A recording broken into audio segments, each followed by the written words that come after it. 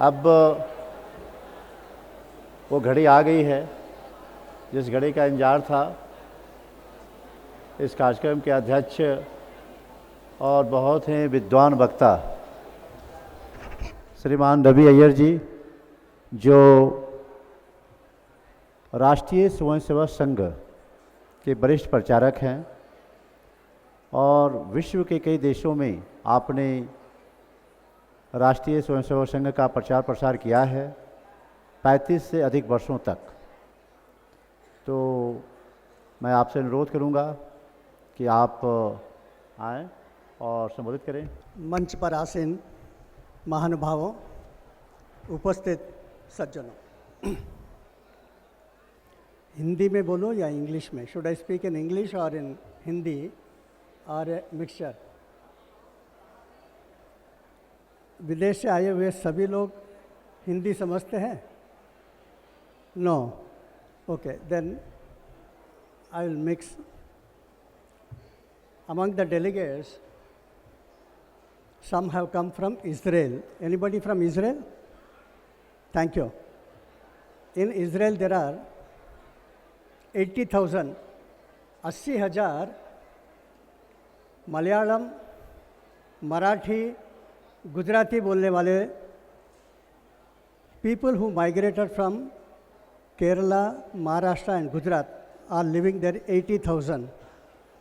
You know what they say? Israel, many people have migrated from Germany, from Russia, from Spain, different parts of the world, and Indians are also gone there. भारतीय लोग वहाँ क्या कहते हैं? I'll tell this in English and Hindi. वो कहते हैं कि इज़राइल हमारा पितृ देश है, Israel is our fatherland, but India is our Motherland.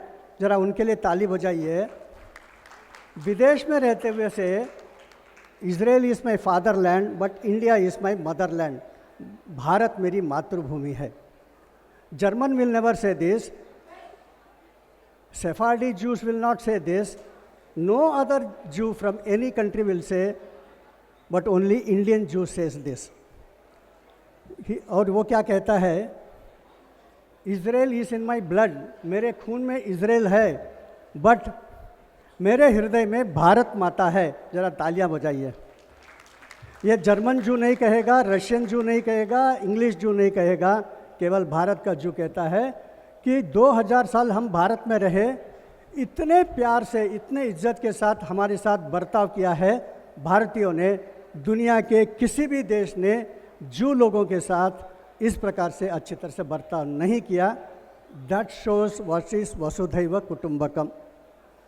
अब for the sake of those who have come, I will tell something about modern India.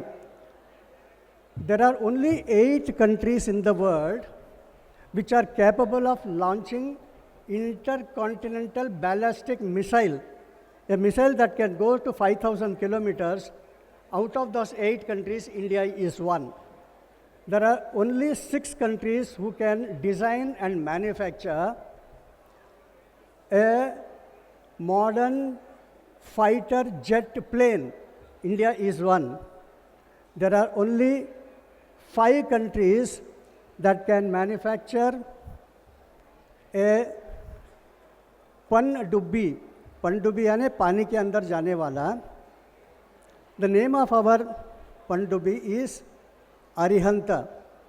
That means that goes below the sea with a ballistic missile and nuclear powered. केवल 5 देश है, उसमें से एक भारत है, submarine.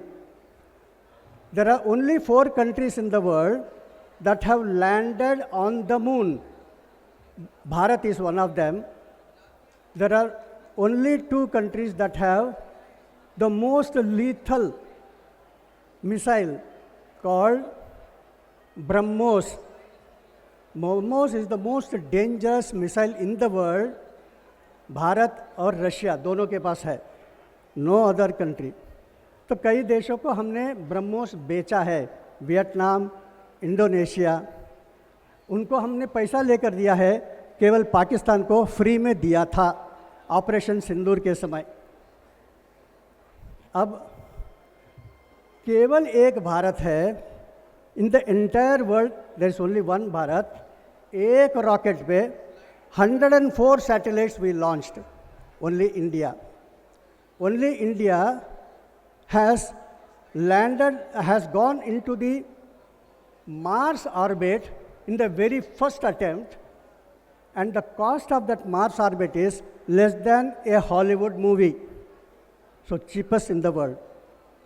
India is the only country that has fought against a nuclear powered nation, Pakistan, and destroyed it within 23 minutes. No country in the world ever dared to attack another missile, nuclear power country. This is India. हमको मालूम होना चाहिए. When you go back, you can tell this to their people. Now, with all that, with all these most powerful weapons, we also say Vasudhaiva Kutumbakam. We stand by it. China ने क्या दिया दुनिया को? Corona virus.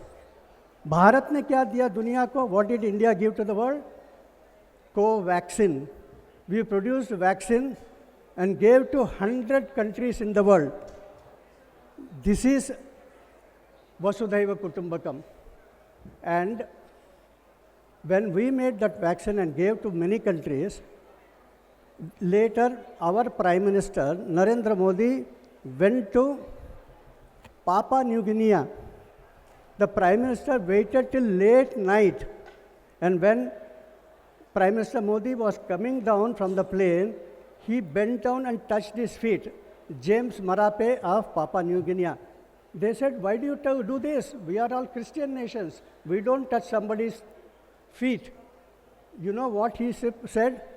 जब दुनिया भर में corona आया था, हमने जर्मनी से, फ्रांस से, अमेरिका से, इंग्लैंड से गिड़गिड़ा कर मांगा कि हमको वैक्सीन दो, वैक्सीन दो, वैक्सीन दो. These big powerful countries, they were stocking all their vaccines in their fridge, did not share that with us, saying that a next wave will come, a next wave will come, we have to protect our country. India is one of the largest countries in the world. In spite of it, Bharat ने हमको मदद किया उस समय, इसलिए Bharat is विश्व गुरु for us. Bharat से जो भी आएगा मेरे लिए गुरु समान है, मैं उसका पैर छूऊंगा. This is modern India. Today India has made one thing called UPI. You go to any village in India, you purchase whatever you want. Even Macron, when he went to Jaipur, he had a samosa on the street. And how does he make payment? UPI is there in your mobile. So through mobile he is able to transfer. Every country in the world is asking, give us UPI, give us UPI. So this is the modern power of India. Bharat आज दुनिया में सबसे तेज़ी से बढ़ने वाला economic super power बन गया है. Now I will come to Hindi. If somebody asks which is the most understood language in the world, number 1 English, number 2 Chinese Mandarin. What is number 3? Hindi. Hindi is spoken by more than 60 crore people, 600 million people. और ये हिंदी 100 देशों में 700 संस्थाओं के माध्यम से, university के माध्यम से हिंदी सिखाया जाता है, प्रचार किया जाता है. 760 करोड़ लोग हिंदी समझते हैं. भारत के और दुनिया के बहुत प्राचीन भाषा संस्कृत है. और संस्कृत के आप जर्मनी में जाएंगे, जर्मनी के भाषा देखेंगे, संस्कृत मिलेगा. आप इंडोनेशिया जाएंगे, वहाँ संस्कृत मिलेगा. आप मलेशिया में जाएंगे, थाईलैंड में जाएंगे, चाइना में जाएंगे, दुनिया के 450 भाषाओं में घर में जब वो बात करते हैं, बिना पता हुए ही संस्कृत के शब्द का उपयोग करते हैं. 42% of the people in the world, when they speak their language at home, whether it is Spanish or Portuguese or German, or it is South Asian countries' languages, Inadvertently, knowingly, unknowingly, they are speaking words from Sanskrit. So this is our soft power. Similarly, if you go into Korea, पता नहीं Korea से कोई आए हैं क्या, Korea भाषा में 500 प्राचीन कोरिया भाषा में तमिल शब्द है. If you stand in a marketplace in Korea and when they are talking to each other, half the words you can understand. Appa is father, Amma is mother in Korean language. कुछ और एक बात, इधर पहले नृत्य हुआ था. दुनिया के बहुत सारे देशों के नृत्य देने वाले भारतीय थे आज से 1000 साल पहले. 1000 years before, the Sindhis and the Rajasthanis, they migrated from India to Asian countries, जिसको वेस्ट एशिया कहते हैं, and from there they went to Hungary, they went to Romania, Bulgaria, Macedonia.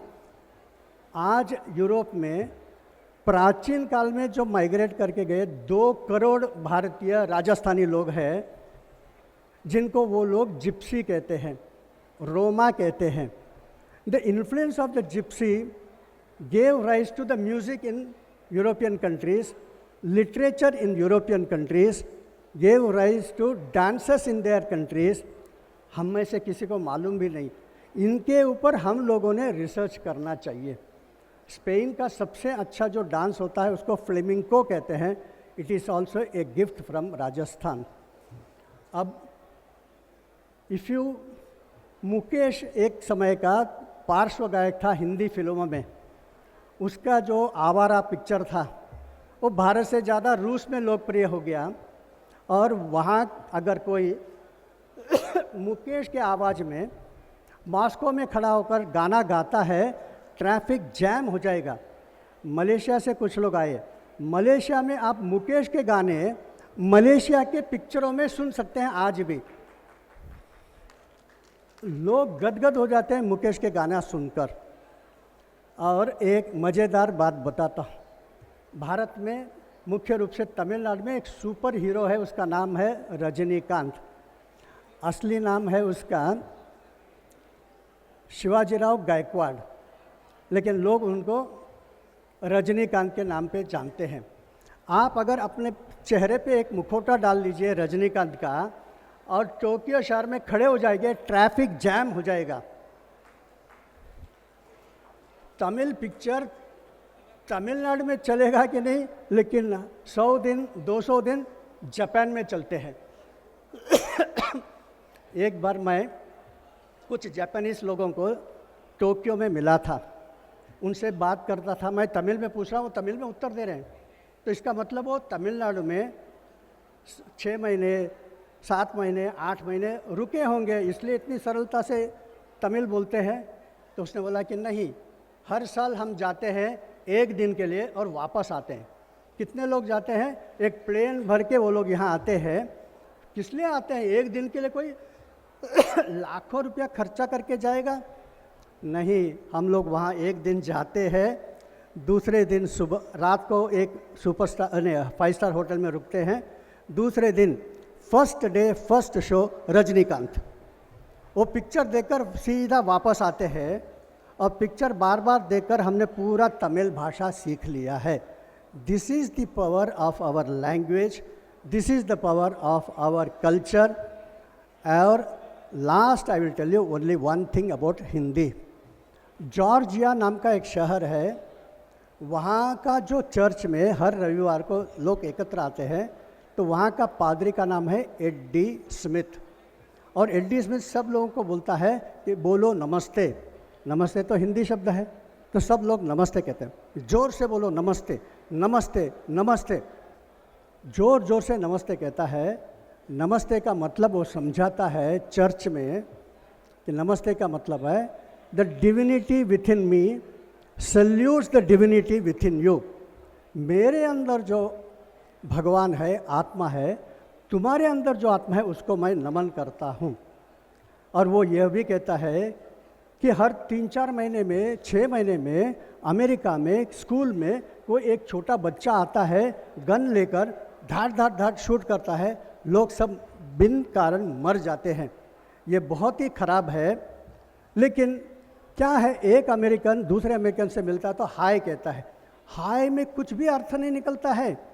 जब तक दुनिया के सारे लोगों को समझ में आएगा कि तुम्हारे में एक आत्मा है, मेरे में आत्मा है, तब तक ये वायलेंस रुकेगा नहीं।